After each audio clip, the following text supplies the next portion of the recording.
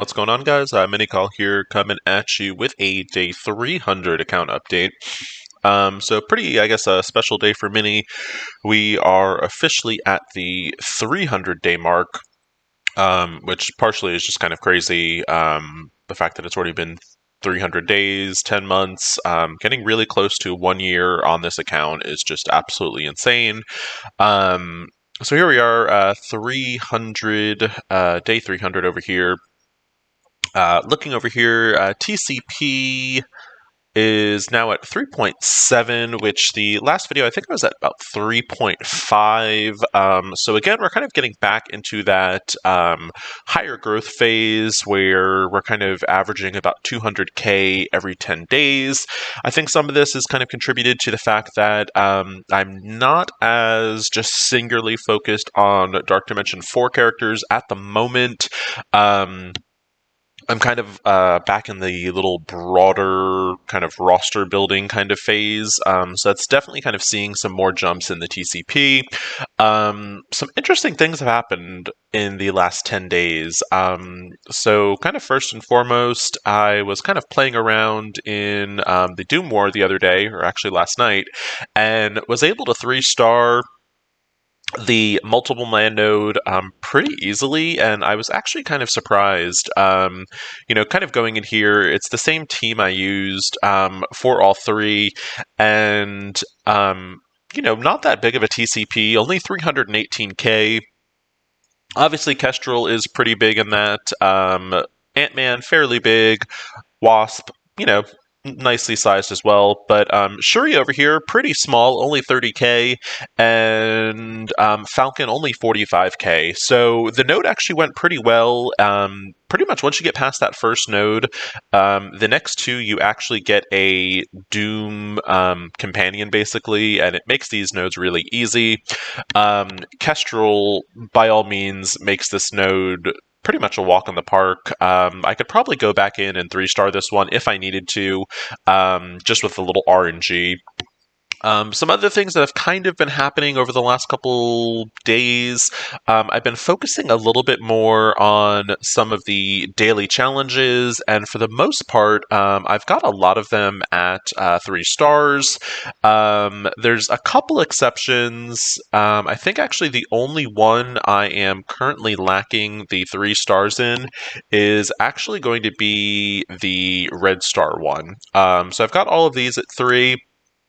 The Red Star one, not at the moment. Only have managed a 1-star so far. So this one, I'm definitely kind of continuing to work towards. Obviously, the more red stars you get, the better your overall, kind of red star orbs are, etc. So really the thing about this is it's only global characters, so I guess as I'm working kind of more on some global characters, hopefully this will kind of get a little bigger and maybe a little easier to do.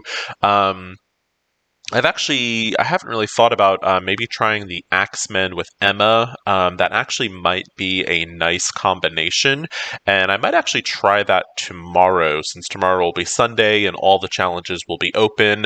And certainly you can kind of come back and report and whether or not I was able to 3-star that. But it's definitely kind of a good goal to have, kind of getting to those last tier challenges and getting the 3-star version kind of gets you a little larger influx of resources, and that's always, obviously a good thing since resources are hard to come by. Other things that I'm kind of currently working on, so we're looking at here, this is basically kind of my character farming section, is basically who I have favorited, plus teams that I am actively working on. So, over here, Yellow Jacket, Wasp are still, basically farming towards Jubilee. I'm hoping now that her second pass through has come around, maybe she'll start coming around a little bit more frequently. And on her next pass, I can hopefully maybe get her to 6 stars, and the following pass maybe up to 7. Multiple Man is now being farmed as well for probably the second pass through of Adam Warlock. I don't think on Mini I'll be able to unlock him on his first pass through, just because of pretty much Polaris over here as well as Longshot. Those are basically my 2 slackers. Shatterstar is already at 6 stars, and Multiple Man is already at 6 stars. So really, if I can get Polaris and Shatterstar to 5, I should at least be able to unlock Adam on his second pass through, which will certainly help out Mini for those future Dark Dimension 4 plans. Other characters I'm currently farming and / working on. We've got Nebula up here. I am farming her with the kind of new iWatch / Infinity Watch, IW, whatever you want to call them. With Infinity Watch being in the game and being a very free-to-play friendly kind of team, it is right up Mini's alley. Mini, pretty much, again, as I've kind of said in previous videos, the only thing I really purchase on Mini is the the RTA pass. And that's more so for resources than anything else. Other characters that we are farming, we've got Deadpool and Domino, which Domino is done, obviously, farming-wise. But we are farming Deadpool. We've got him ready to go. He is 6-star ready, as is, Domino over here is 7-star ready, but once I kind of get notification that the Dr. Octopus event will be coming back, and assuming that Negasonic and Cable over here are at least 5 stars, I'll start gearing those characters up, basically to unlock Dr. Octopus. Again, he is in my legendary plans for Dark Dimension 4, and did really well for Kale, so definitely planning to kind of bring Dr. Octopus for Mini as well, assuming obviously there probably won't be another new legendary by the time Mini gets to DD4 in that node section. Plans can always obviously change. Other characters that I'm currently farming, we did mention Negasonic and Cable. Polaris will be on that farming list as well once she becomes farmable on the 22nd. So 3 days as the time of recording this video. And we will get her kind of farmed up. Like I said, Mini probably will not be able to unlock Adam Warlock on his first pass.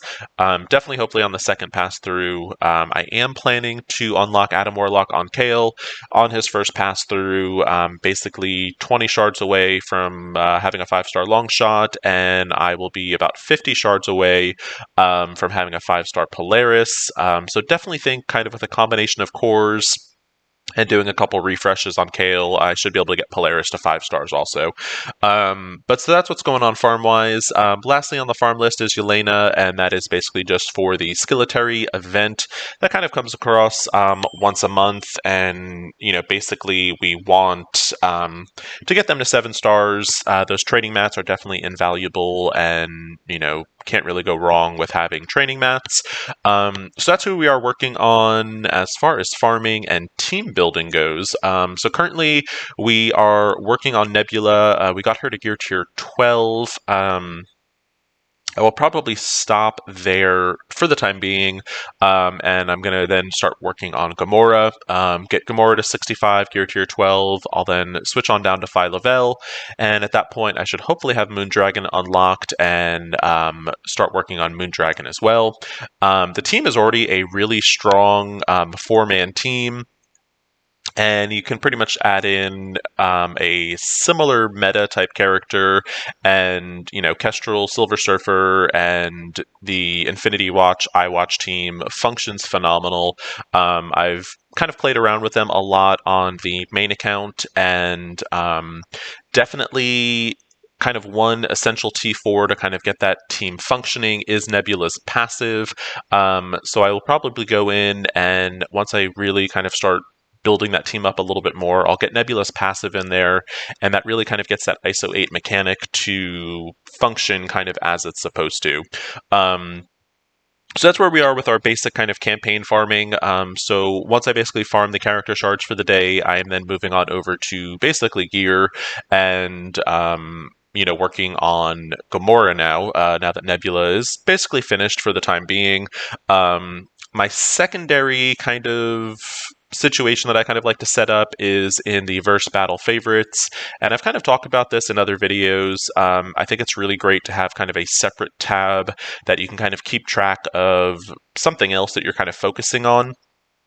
In this case, this is kind of a combination of kind of getting ready for Doom raids as well as Dark Dimension 4 and kind of keeping that progress going. So the lane I was assigned in Dark Dimension 4 for the baby account is I'm in the skill and tech lanes. So basically what I did was I got those skill and tech characters to ISO 8 level 4.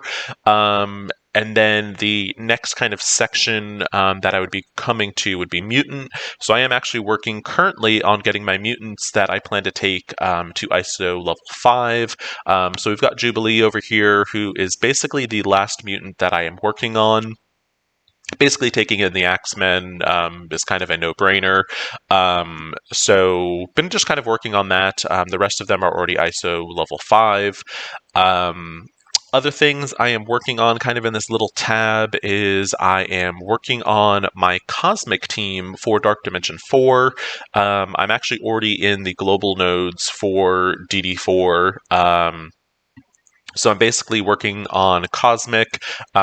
Basically, all I'm waiting for with Shatterstar over here is 15 more of these Gravitoniums, and that'll bring me up to, I think that's actually 3 characters that I have, and then I'm kind of debating on my 4th, and it's really just going to kind of depend on gear.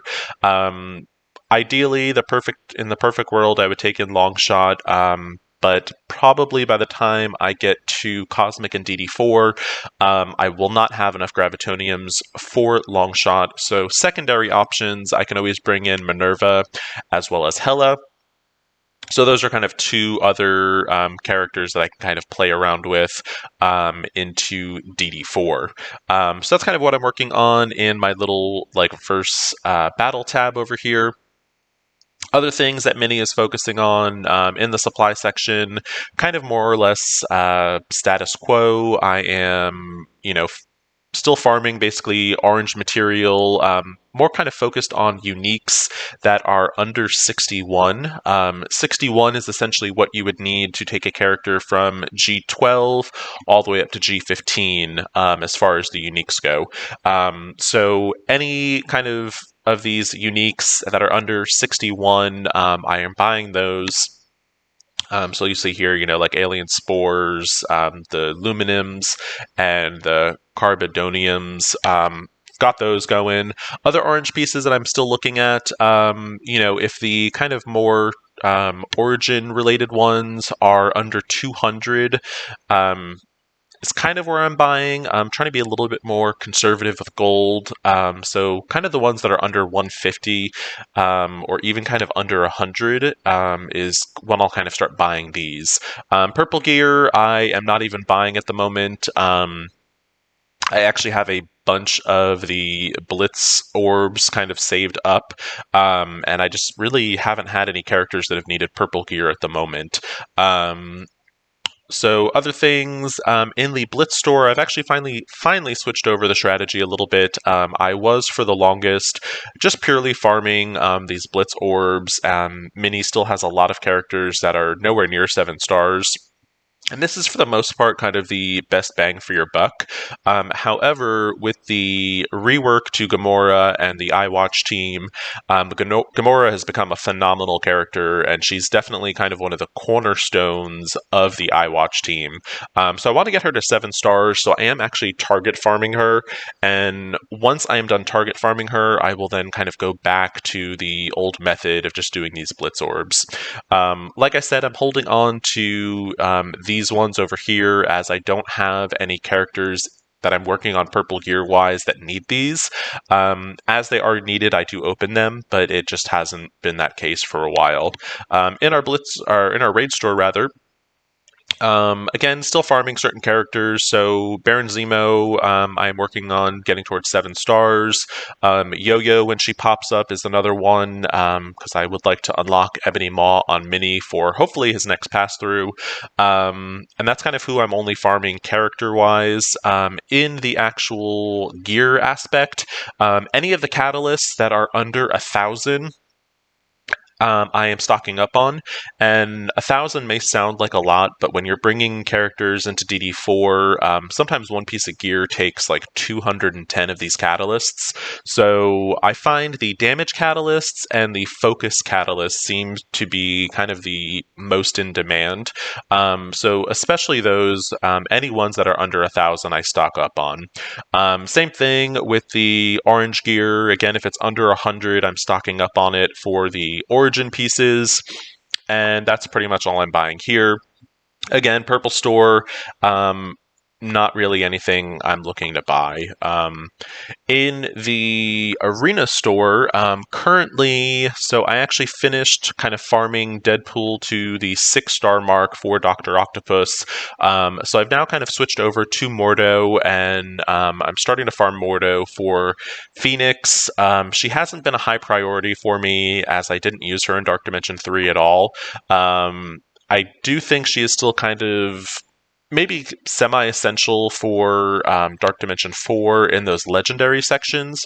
So I am kind of starting to work Mini towards that legendary nodes, even though I'm still a long ways off from it.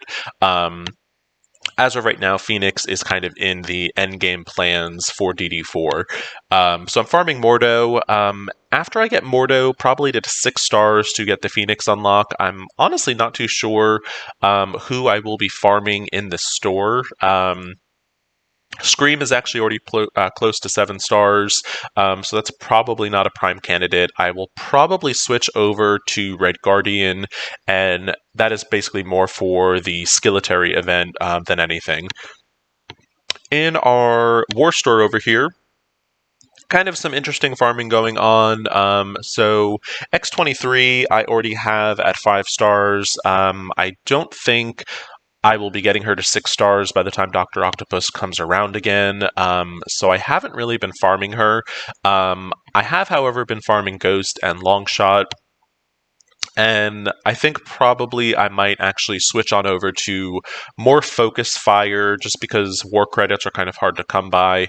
I might just go back to purely farming Longshot, getting him to at least 5 stars, and then also farming DD4 gear that I do need. Just because Mini is starting to make progress in DD4, and again, the war resources are kind of hard to come by, and DD4 gear is still kind of harder to come by as well. So anytime you can kind of stock up on that is always a good thing. In the Elite store, Mini did actually just beat DD3, so I have a crazy amount of silver promotion credits over here. So I've kind of been looking at characters that are, kind of 5-star eligible. Yellow Jacket over here, the reason I took him to 5 stars, I do really like the kind of Pym trio in DD4. So Ghost, Yellow Jacket, and Stature, I think, do really good in Dark Dimension. And I am using Yellow Jacket currently in Dark Dimension 4 in the global sections. So getting him up to 5 red stars is definitely kind of a benefit to that. And then kind of as other 5-star kind of characters are popping up that I think are maybe worthwhile, I am definitely looking into that as well. Still, the gold promotion credits, I've been kind of sitting solid at like 250 plus. There just hasn't been any characters that are, I think, 6 or 7 star kind of worthy or eligible for Mini that are worth buying. So as characters kind of do pop up that are worth it, certainly something I am looking to invest in. But for right now, there's kind of really no one popping up.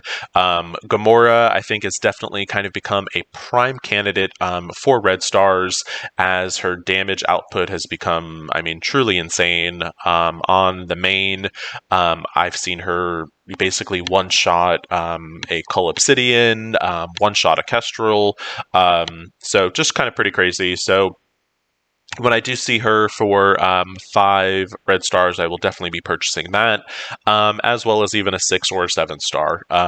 Definitely, she's become really crazy, and had you would have asked me that, several months ago, Gamora probably would have been the last on my list for a red star upgrade. But other things kind of going on, we do have the Moondragon event going on. and doing fairly well in that. Currently, on a personal level, Minnie is at milestone 16. Fully anticipating finishing up this milestone, kind of almost at the halfway point. Figure about milestone 18 is a little bit over the halfway point. So doing pretty good. We are basically just 2 days into this event. So fairly confident that Minnie will finish that up. I have been finishing up the Blitz and Arena event every day. And that's just giving kind of a lot of these Unity orbs, as well as some Moondragon shard drops. While we are talking about Moondragon, currently at 60 out of 100, so hopefully having her unlocked within the next couple days, pending some good Unity drops, we'll get that unlocked. For the Alliance, we are doing really good in the Marvelous Allies milestone. The Ninth is doing really good. I think we're kind of doing a great strategy for that. And I mean, we are basically, again, at the halfway point almost. Goes up to milestone 25. And, you know, we are at milestone 12. So we're halfway through the milestones. And we are, as far as the actual points, we are basically just about a third of the way done with the points as well. So again, fully anticipating having this cleared well before the 8 days, and then we can get back to Gamma 4, basically, is what we're doing. We've kind of implored I would say, semi-unique strategy. We basically drop down to Gamma 2, and basically what we're doing is... in Gamma 2, we are basically just using quirky characters, so we're going in with full teams of 5, and we're basically getting 48 points per raid fight, and then basically as soon as we kind of complete a Gamma 2 raid to 100%, we instantly launch a secondary Gamma 2 raid and just kind of keep it flowing. So normally we try to keep kind of our Gamma and our Greek raid, our Gamma raids and our U7 raids kind of in tandem. But at the moment, basically, as soon as Gamma 2 hits 100, since it's like stupid easy, we launch another Gamma, and that's kind of allowing us to get a larger amount of points, I think, in this event.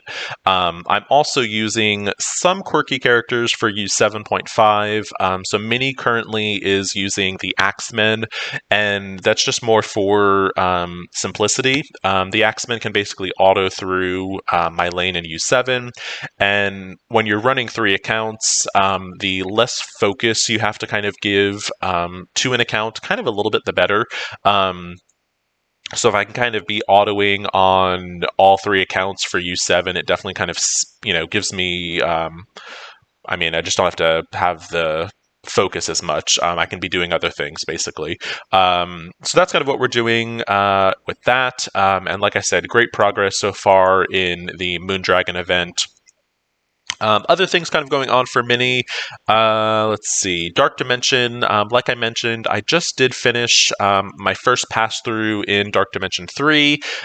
So I am now kind of starting through my second pass, and I think I am a few nodes in. So I'm on the basically second to last unrestricted node, and then I'll go back into Global, Cosmic, and City. City went super easy with just 3 characters. I took in Scream, Symbiote Spider-Man, and Anti-Venom, and the reasoning behind that was I just plan on using them for Dark Dimension 4. Obviously, if I can take in a 4th symbiote, that'll probably make the second pass through a little bit faster. But doing pretty good, and I think kind of the more exciting aspect, because Dark Dimension 3 is, I mean, let's face it, at this point, it's very old news. And the rewards, you know, while the individual node rewards aren't too bad, even the final rewards, with the exception of the gold gear that you actually get, I don't think anyone really cares about a 5 red star Ultimus. So that's just kind of meh, honestly. So in Dark Dimension 4, though, we are one node away from the final global section, and then I will need to get myself kind of ready for Cosmic. Like I mentioned, I've kind of got my little Pym trio here, so I've got Ghost, Stature, Yellow Jacket, and then as my fourth, I have Baron Zemo. Like I talked about in a previous video, I think it's better to go in with a 4-man strategy versus a 5, as you do kind of run into gear constraints a little later on if you are taking in full 5-man teams. Basically, kind of what happened on Kale is that I took in 5 characters for global, and then I ended having to wait for gear for Cosmic, and then kind of the same thing with City, and the same thing again for Legendary. So I'm trying to take in only 4 characters until I have, like, all the teams kind of built up, and it's been working, fairly pretty well for Mini. I was basically almost able to go directly from the unrestricted into global, and part of that was because my initial team, because you have to start with a team of 5, my initial team was actually the Pym trio, as you see here. And then Zemo wasn't ready when I started, so the rest of my team was actually Symbiote Spider-Man, so one of my City characters, and then Silver Surfer. And the reason I brought Surfer was because obviously planning to take him into Cosmic, and I could kind of, with my 5th character, instead of having it be a, 5-man global team for the first 6 nodes, I was basically kind of already starting to build the next section. You'll see here, obviously, Zemo died pretty quickly. He is not the most amazing Dark Dimension 4 character. He's fairly good. It just kind of depends a little bit RNG-wise if he kind of gets attacked right out the door. But he basically can sometimes get an ability block off, and if you time it right with Ghost, sometimes that ability block can be kind of a 2-turn attack. But really, kind of the shining stars, at least for me, and I've used it on, essentially, this is the 3rd account now that I've used the Pym trio. These guys just do really well together. Yellow Jacket over here, when you T4 his special, it's a 30% drain, which outside of Dark Dimension 4, it's okay. But in Dark Dimension 4, because of how high their health pools are, this drain does a crazy amount of damage. So when you've got Yellow Jacket kind of single target draining for 30%, you've got Ghost AoE draining for 15%, it's just really, they do crazy amounts of damage, and they're all relatively low cooldowns. And then you've got Stature over here, who, combination of, yes, she taunts, but the bigger kind of thing with her is she's also a battery for her Pym Tech allies, and with her ultimate, she is generating 2 energy for them, which really kind of gets those ultimates and those specials going off a lot more frequently. And basically, if Ghost gets her ult off, it's basically a full heal for the team. So, you'll see here, Yellow Jacket is a bit on the near-death side. We will do Ghost's ultimate over here. So not only are those debuffs extended, not only did she do 15% damage, it's basically a full heal. And it's because of how inflated the enemy health bars are for DD4. On top of it, whenever you are dodging, which, those dodges come up very frequently with the Pym Tech team, Ghost actually heals for a little bit, which again, it just kind of gives them a lot of sustain that they don't really have outside of DD4. I use them as kind of a war team. They're not the best war team. They're also not the worst war team. You just kind of have to plan your attacks accordingly. But again, here we'll go in with that special, and I mean, 30%, it's just crazy. It does so much damage, and while these evades are going up, everyone is getting healed. Obviously, Stature has a heal block right now. So really, the only thing you kind of have to worry with these guys is they do really bad, obviously, if Elsa Bloodstone is on the field, because of the mechanic of whenever someone dodges, she does that attack on them. And other things you have to watch out for them too is stuns. When a character is stunned, they can't dodge, so that really also kind of diminishes their healing capabilities. But you've got Stature over here who can get her taunt out fairly regularly. And then even Yellow Jacket, when he has offense up, he's also going to have a drain aspect to his attacks as well. So this team just really has a great level of sustain in DD4, and I think the other characters kind of get overlooked a little bit. I don't really think anyone would argue and say that Ghost is not a great DD4 character, but I think a lot of people, especially some of the bigger content creators, really, I think, have kind of underestimated the value of characters like Yellow Jacket and Stature. And, I think they're maybe looking at it solely from the perspective of they're not super useful outside of DD4, but I think they're both pretty cheap options for DD4, and unlike a lot of the cheap options, they're actually good. It's not a situation where it's like Captain America, where yes, he's cheap, but even in DD4, he's not that good of a character. So, just kind of, I guess, my own little food for thought on that. We're going in here. I definitely think we should be able to finish this wave. I honestly don't remember what the second wave, or actually, I guess it's technically the third wave after this one is. I think this is the node that has.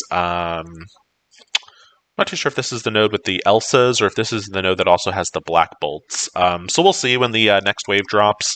What I'll start doing now, since I only have these two Hemdalls left, is I will start getting my cooldowns ready and basically ready for that next wave to drop. So ones you definitely kind of want available if you are using this team. You definitely want Ghost Ultimate ready, and you definitely want Yellow Jacket's special ready as well. Those are kind of the really big damage dealing moves. So as long as those are ready, you're good to go. What I will do is I kind of keep Taunt on Stature, just because the other two are a little squishier than Stature is. Stature surprisingly can take a couple hits, which, it's interesting because it doesn't seem like she's as durable outside of DD outside of Dark Dimension. But in Dark Dimension, I find that she can definitely take a couple hits and really just kind of shrug them off a little bit, which is always great. Like I said, a lot of my DD4 attacks basically end up being just these three. And like I said, Zemo might get in an attack or two. With Yellow Jacket here kind of low, I don't want him dying, so we will pop that special. We should be able to get it kind of back off cooldown by the time the next wave drops. But again, I want these three to basically kind of be alive. Even if Yellow Jacket drops, Stature and Ghost are still able normally to attack for several turns.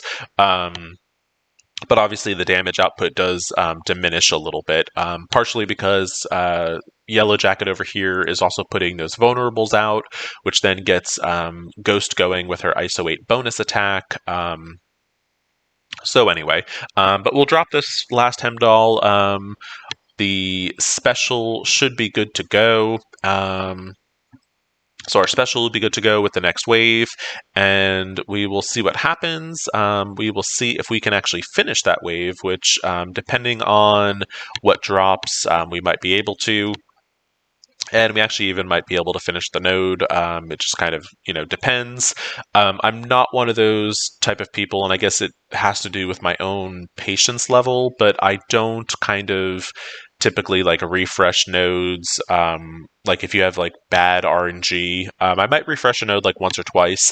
And what I mean by that is maybe on the first turn, if my Ghost just got one-shotted, that doesn't normally happen.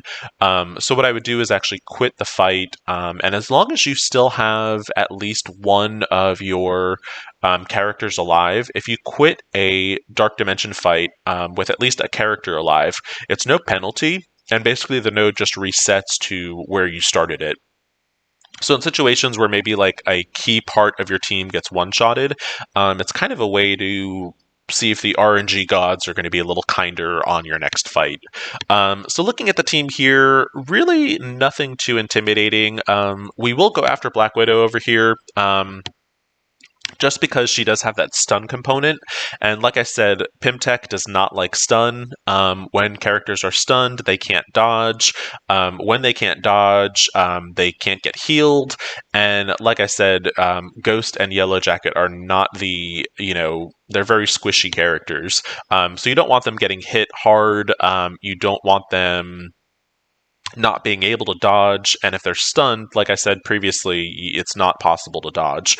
We're going to go in here with the ultimate, get some energy back, and we still want to hit Black Widow, so we will kind of target over here. And our stature over here has gotten beat up a little bit, but she is starting to get healed with these dodges that are kind of going on. Let's go and debuff Hemdall and slow him down a little bit. And all right, so our stature is stunned, definitely what we didn't want. We're going to go back to focus firing on Black Widow over here. Luckily, the team is also fairly fast, so a lot of the times the stuns don't stick for too long. You just kind of have to worry about other fast characters.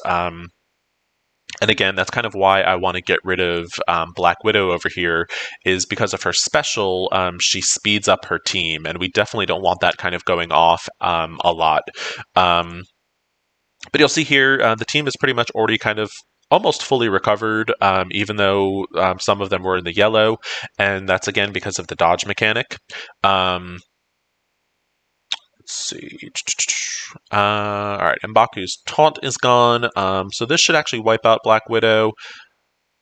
Oh, she's still living. I'm shocked. That should finish her off. Black Widow's done. We will now kind of just go in, and I think next we will take out Black Panther over here. And the current team that's showing, outside of Black Widow, that was kind of the only, I would say, big threat to the Pimtech team. So the rest of these, we are just kind of clearing, as we go. Another option, I guess, would also be Thor. Thor obviously does have the stun with his ultimate, but that does have a long cooldown, so we're not as worried about that going off as frequently. So I'm going to knock out Black Panther over here just because of his AoE aspect. We now have a Proxima Midnight on the field, which she is another kind of prime threat. She does, again, have a stun component in her kit, and we don't want that on the field very long. So M'Baku taunted again. Let's get rid of him. And now we can basically focus on Proxima with no kind of threat or worry of taunts. We will pop the ultimate, and the other interesting thing too with this team, and it's one of the reasons just Ghost makes a really strong Dark Dimension 4 character, is that when Ghost is getting attacked, a lot of the times, obviously, she dodges, but when she's attacked by an enemy, she counters, and so you're just getting a little bit extra damage output. It's nothing crazy, but even while you're focusing on a character like Proxima, those attacks that are being directed towards her are still creating counters, and, she's still hitting, which isn't bad. The damage, obviously, the more damage you can put out, the faster you're going to be clearing nodes. We'll pop on in with Stature's ultimate over there, so we were able to get rid of that very low health Black Panther. We have rewound Proxima's turn meter a little bit. She is going to get to go probably before us, and I think it's time for her ultimate, which will cause a stun. Yeah, actually, I was a little off on that. So we could actually delete her with this special, but it's a little bit of a waste. She has way less than 30% health. So we're actually going ahead and target Thor, and that'll delete Thor, and you saw that Thor was in the yellow, and a special deleted a Dark Dimension 4 character. That is just crazy, and it's one of the reasons I think that Yellow Jacket, I think, is an underrated character for DD4. We popped off Ghost Ultimate, and then we'll finish off the two Okoyes, and then again, we will basically kind of leave Hemdall over here for last and start to reset our cooldowns. And then we will be ready for this final wave. And that'll basically, I think, finish off this node. And we will start the last DD4 global node, which means that I now need to really start kind of looking at my cosmic team. Just because, if I remember correctly on Kale, I think the last global node only took, I think, 4 days at the most, and I want to say it was less than that. So I definitely want to have that cosmic team kind of ready to go, and that way there's kind of no slowdown. Once I am in cosmic, again, that's also where I will start to focus on legendary, or not legendary, city first, and then legendary. And legendary is definitely going to be kind of the big conundrum for Mini, just because, for the most part, while I've been on this account, for the last 10 months now, I've been very Dark Dimension focused and kind of the end game. So I haven't farmed some of the older legendaries. Kind of been trying to focus more on the current meta, and so Mini's legendary selection is severely lacking, and that's kind of why I have shifted that focus, and I am starting to kind of work towards certain legendary characters that I think are going to be Dark Dimension 4 worthy. So I definitely suggest, if you kind of have Dark Dimension 4 on your horizon, or you've started Dark Dimension 4 and you don't kind of have your legendaries that you need, now's the time to definitely start focusing on those legendary characters. Again, we've got a Black Widow on the field. So again, we are going to kind of focus fire on her first. Like I said, we don't like that stun and the speed up that she has. And then after that, I think we will go after American Chavez, just because she hits fairly hard. And we don't like that. So let's see. I should be able to get rid of Black Widow on my next attack. So she'll be done with. Stature's looking a little bit on the weaker side, but you saw there we had a dodge, which got her back up in health, and then she dodged again. So let's go after American Chavez. We'll get rid of her. Like I said, I think she's the probably hardest hitting that's currently on the field. Luckily, the game doesn't ever back update enemy content, so Gamora is basically the same Gamora prior to the iWatch rework. So that's something kind of also to keep in mind. Obviously, any future content that Gamora is a part of, it will be the iWatch version of Gamora. So definitely kind of a lot more threatening. But in older content, it's basically the old Gamora that isn't as dangerous. That's why she is not a primary target for me. Should delete Chavez with that. And now we will probably go after Thor, kind of get Thor out of the way. And once we're down to probably 3 enemies, we will again start to kind of refresh cooldowns and basically get ourselves ready for the final global node. I think I will probably at least wrap up the recording aspect of this video. It's kind of getting on the much longer side. So we'll probably wrap that up just because this will get posted up on YouTube, and we're already kind of getting way up there in time. I will keep streaming, though. I am planning to at least start the next DD4 node. So I'm just going to do a quick outro, essentially, and again, I'll keep streaming. But for those of you watching this on YouTube, if you did find this helpful, please like and subscribe. I do these account updates every 10 days, and I also do kind of regular content on both Mini and my main account, Kale, who is in the kind of 1,000-day mark or so. As always, thank you so much for watching, and again, please like and subscribe. Hope everyone is having a good week. Take it easy, and again, thanks for watching.